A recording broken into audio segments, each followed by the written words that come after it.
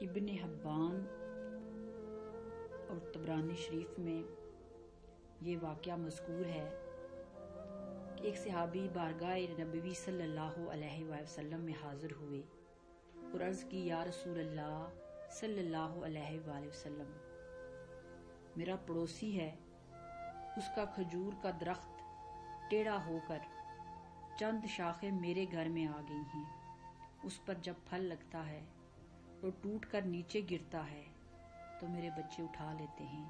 یا رسول اللہ صلی اللہ علیہ وآلہ وسلم، ہم بہت غریب ہیں۔ میرا پڑوسی جب بچوں کو کھجوریں اٹھاتے ہوئے دیکھتا ہے تو بھاگتا ہوا آتا ہے اور آ کر میرے بچوں کے منہ سے کھجور کو نکال لیتا ہے۔ یا رسول اللہ صلی اللہ علیہ وآلہ وسلم، آپ اس کو کہیں نا میرے چھوٹے چھوٹے بچوں پر اتنی زیادتی نہ کرے۔ آقا علیہ الصلوۃ والسلام نے جب یہ سنا اس شخص کو بلایا اور فرمایا، کیا ایک سودا کرتے ہو میرے ساتھ؟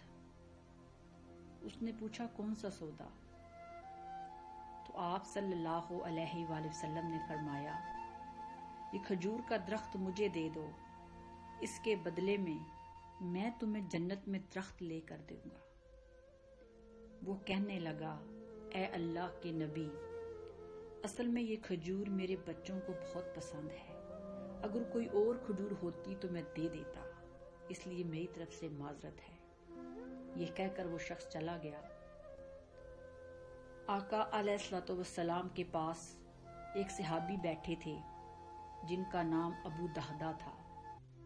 وہ کہنے لگے، یا رسول اللہ صلی اللہ علیہ وآلہ وسلم، اگر میں اس سے وہ کھجور لے لوں تو کیا مجھے جنت میں کھجور لے دیں گے؟ آقا علیہ الصلوۃ والسلام نے فرمایا، ہاں، اگر تو مجھے وہ کھجور کا درخت لے دے تو اس کے بدلے جنت میں کھجور کا درخت لے دوں گا۔ حضرت ابو دہدہ رضی اللہ تعالی عنہ اس آدمی کے پاس گئے اور کہا، بھائی، کھجور کا درخت بیچو گے؟ اس نے کہا، میں نے اللہ کے نبی کو نہیں دیا تو تمہیں کیسے دے دوں؟ آپ نے اس کے ساتھ اصرار کیا، پھر کہا، کتنے پیسے لوگے؟ تو اس نے جان چھڑانے کے لیے کہا کہ اپنا سارا باغ مجھے دے دو اور یہ ایک کھجور کا درخت لے لو۔ ابو دہدہ رضی اللہ تعالی عنہ کے باغ میں 600 کھجوروں کے درخت تھے۔ آپ نے فرمایا، ٹھیک ہے، میں اپنا 600 کھجوروں والا باغ تمہیں دیتا ہوں، تمہیں کیا یہ سودا منظور ہے؟ کسی اور کو تو نہیں دو گے؟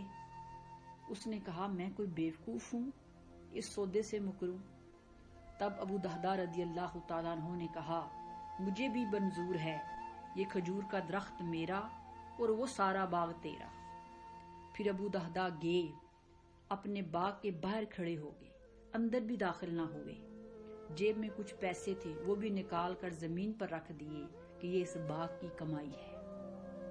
اپنی وائف کو آواز دی کہ باہر آ جاؤ، اب یہ باغ ہمارا نہیں ہے، اس باغ کا اللہ کے نبی کے ساتھ سودا کر آیا ہوں۔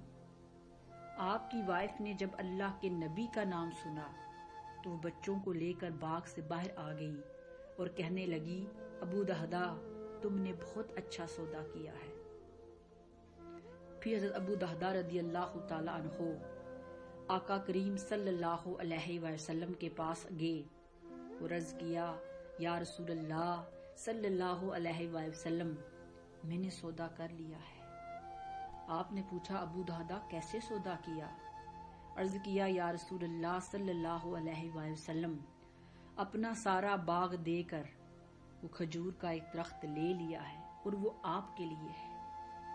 اللہ کے نبی صلی اللہ علیہ وسلم نے جب سنا تو آپ مسکرا دیے اور فرمایا، ابو دہدہ، میرا سودا بھی بدل گیا ہے، میں اپنی آنکھوں کے سامنے دیکھ رہا ہوں کہ اللہ نے تیرے لیے جنت میں ایک محل نہیں بلکہ سینکڑوں محل بنا دیے ہیں، اور ایک باغ نہیں ہزاروں باغ تیرے لیے تیار کر دیے ہیں۔ اور جب ابو دہدہ رضی اللہ تعالی عنہ فوت ہوئے تو آقا علیہ الصلوۃ والسلام نے فرمایا، میں اپنی آنکھوں سے دیکھ رہا ہوں 1,00,000 جنتی کھجور کے درخت ابو دہدا کے جنازے کے اوپر چکے ہوئے ہیں۔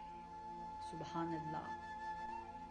ناظرین کرام، دنیا میں ہم بہت سے سودے کرتے ہیں، بزنس کرتے ہیں، ٹریڈ کرتے ہیں، لیکن یہ ایسا سودا تھا، ایسا بزنس تھا کہ اس کی مثل اور مثال کائنات میں نہیں ملتی۔